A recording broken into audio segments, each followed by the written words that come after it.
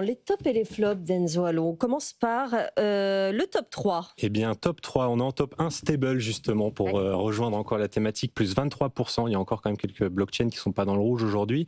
Dédié au paiement stablecoin utilisant l'USDT comme gaz. Bon, je pense que c'est du timing, surtout que la concentration 10 portefeuilles détiennent 96% des jetons, encore une fois. Donc bon, c'est un no-go. En deuxième, dans ce top 2, Morpho, plus 11%. Donc on en a déjà parlé pas mal de fois, c'est de la DeFi. Une alternative à AV. 44% des jetons ne sont encore pas déverrouillés, donc on va dire la moitié de la réserve est encore à être créée, et 86% des jetons sont détenus par 10 portefeuilles, donc attention quand même. On rappellera que Société Générale travaille avec Morpho sur ses produits de finances décentralisées, Bitwise aussi qui est un émetteur d'ETF, donc ça devient un projet. On le suivait depuis un moment, mais je pense qu'il faut le suivre de plus en plus. Moi, c'est la concentration qui me dérange un petit peu. Et on a dans ce top 3 Canton, plus 9,5%, blockchain dédié à des smart contracts et tout ce qui est TradFi, RWA, donc ce dont on parlait. Je pense que c'est plutôt dû à une récente news. Pour rappel, on en avait parlé déjà il y a un moment. Ils ont signé avec la banque BNI qui a investi 50 millions de dollars il y a quelques mois. Et là, ils viennent de signer un partenariat la semaine dernière avec TAR Immune, qui est une société pharma cotée au Nasdaq pour en fait du stockage de données de santé sur blockchain. On va voir ce que ça donne, je pense que c'est un petit peu trop ciblé. Le flop 3. Le flop 3, alors là on aurait pu y aller, il y en a un paquet. On va commencer par Story IP, c'est à chaque fois qu'on le voit c'est dans les flops, celui-là, blockchain dédié à la propriété intellectuelle. On n'en reparle pas plus, on en a déjà beaucoup parlé.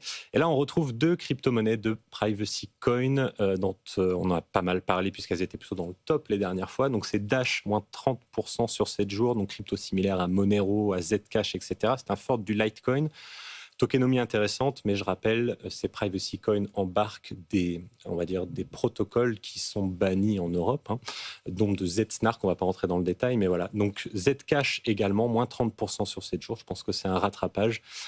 Petite bémol sur ces cryptos qui restent intéressantes, mais si vous les avez en portefeuille, vous pourriez avoir du mal à KYCiser, donc c'est-à-dire en gros justifier l'origine de vos fonds auprès d'une banque. Donc, quand vous allez souhaiter récupérer vos euros, si vous avez des privacy coins dans votre portefeuille, ça pourrait vous poser quelques soucis par expérience. Grégory, un commentaire.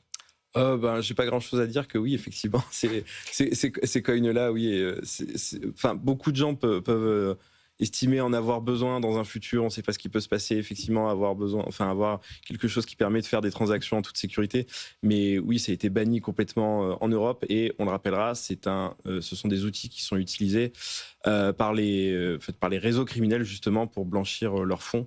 On rappellera que le Bitcoin, Ethereum, tout ça, c'est totalement traçable, mais quand ça passe dans ces crypto-monnaies-là, ça devient vraiment compliqué et c'est un fléau aussi pour les enquêtes. Est-ce qu'on peut dire quand même, malgré ces tops, ces flops intéressants toutes les semaines, que le fossé entre les trois principales cryptos qu'on connaît et puis tout le reste des cryptos se creuse? Surtout en ce moment. Mois après mois, Enzo. Mais il faut s'y attendre, c'est-à-dire qu'il y a Bitcoin et il y a tout le reste. Donc tout le reste est beaucoup plus volatile. Quand Bitcoin fait moins 50, on peut s'attendre à ce que les autres fassent moins 60, moins 80, etc. Donc là, je trouve que encore la baisse a encore été assez limitée. Je pense que le marché est bien porté par Bitcoin.